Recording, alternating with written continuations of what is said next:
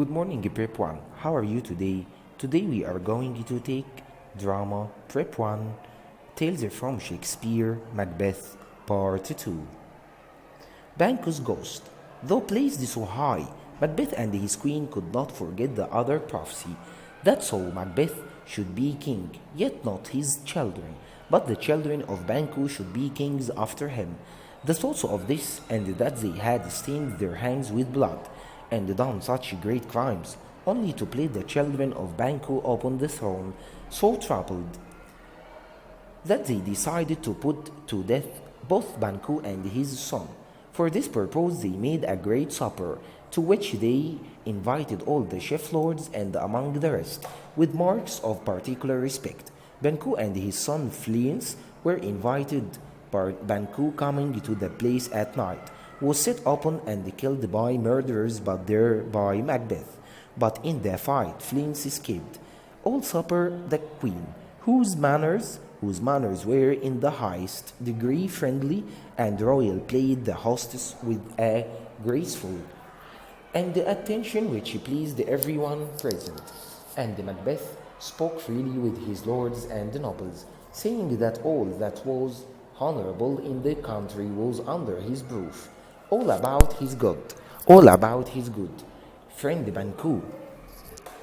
Just at these words, the ghost of Banquo, whom he had caused to be murdered, entered the room and placed himself on the chair where Macbeth was about to sit. Though Macbeth was a brave man, and one that could have faced the devil without trembling, at this terrible sight, his cheeks turned white with fear, and he stood quite shaken, with his eyes fixed upon the ghost. His queen and all the nobles who only saw him looking at the thought upon an empty chair took it for a moment of madness. But Macbeth continued to see the ghost and did not listen to all they could say, but addressed the ghost with made words, so full of meaning that his queen, fearing the secret would be made unknown, in great haste sent away the guests, excusing the weakness of Macbeth, as a sickness he has guests often troubled with. Of such fears Macbeth's mind now was full. His queen and he of such fears Macbeth. His queens and he had their sleep broken with troubled dreams, and the blood of Banquo troubled them not more than the escape of Fleance, whom now they looked upon as father to a line of kings, who should keep their children out of the throne. With these masters should keep their children out of the throne. With these masters' thoughts they found no peace, and Macbeth decided once more to seek out the witches and know from them the worst. The witches again. He looked from them in a cave, in a wild part of the country, where they who knew of his coming were making their evil harms, by which they called up the spirits of the dead to show to them the future. Their nasty mixture was made of parts of animals, birds, snakes, and poisonous planets, and the finger of a dead child. All these were set on to boil in a great pot, which, as fast as it grew too hot, was cooled with a monk's blood. To these they poured in the blood of a pig that had been eaten young. By these charms, they said, they made the spirits of the dead answer their questions. They asked Macbeth whether he would have his doubts removed by them or by their masters. The spirits he not at all frightened by the ceremonies he saw, bluntly answered, "Where are they? Let me see them." And they called the spirits, which were three. And the first appeared in the likeness of an armed head, and he called Macbeth by name, and told him to be careful of the Lord of Five. And Macbeth thanked him, for he hated Macduff, the Lord of Five. And the second spirit appeared in the likeness of a bloodly child, and he called Macbeth by name, and told him to have no fear, but laugh at the power of man, for none of woman born should have power to hurt him. And he advised him to be blood and brave. Then live, Macduff, cried the king, "Why need I fear you?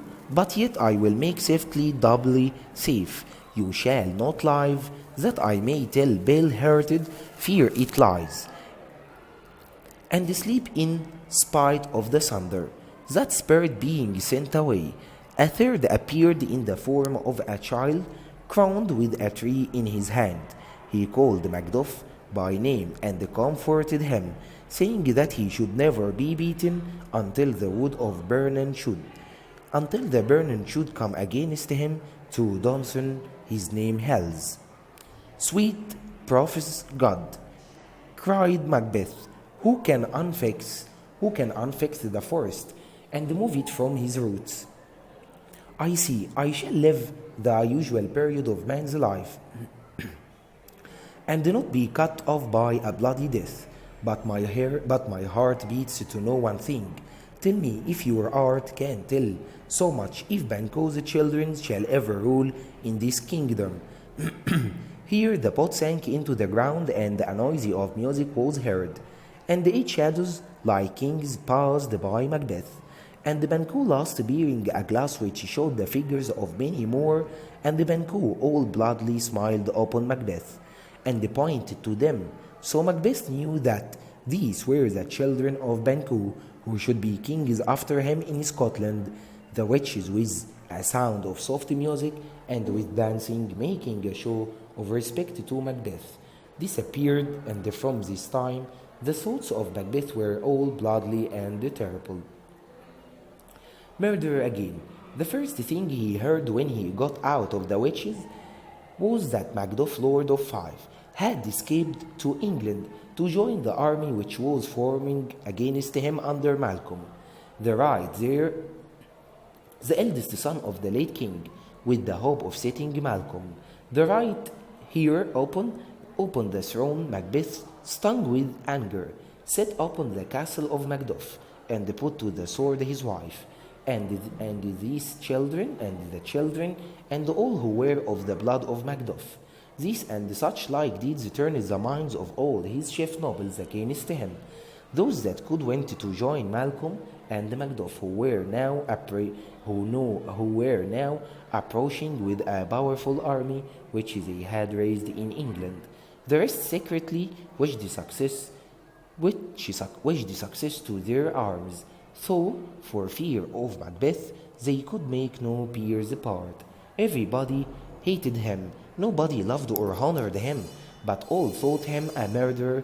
Macbeth began to wish that he were like Duncan, who he had murdered, who slept peacefully in his grave, against whom wickedness had done its worst, neither steel nor poison, hatred at home nor enemies abroad, could hurt him any longer.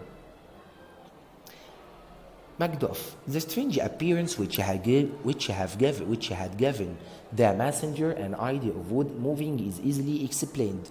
When the attacking army marched through the wood of Burnham, Malcolm like a branch and carried it before him, so as to hide the true numbers of his army. This marching of the soldiers with branches had at a distance the appearance which had frightened the messenger. Those were the words of the Spirit brought to pass, in a sense different from that in which Macbeth had understood them, and one great hold of his confidence was gone. And now a severe fight took place in which Macbeth thought, poorly helped by those who called themselves his friends, yet fought with the extreme of anger and the courage, cutting to pieces all who were opposed to him, until he came to where Macduff was fighting. Seeing Macduff and remembering that the Spirit had warned him not to cross Macduff above all men, he would have turned, but Macduff, who had been seeking him through the whole fight, prevented him, and a fierce fight followed.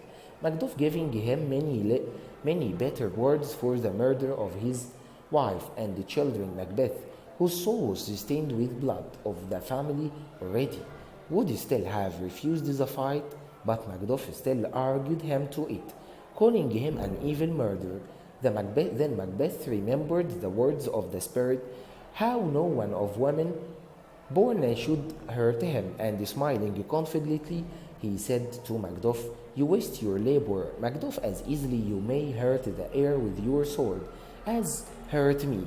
I bear a charmed life which must not be taken by the one of woman born."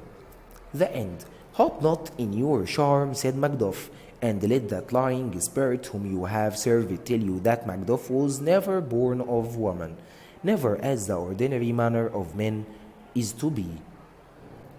Now we have finished the part 2 in drama Macbeth, more tales from Shakespeare. See you next time and goodbye.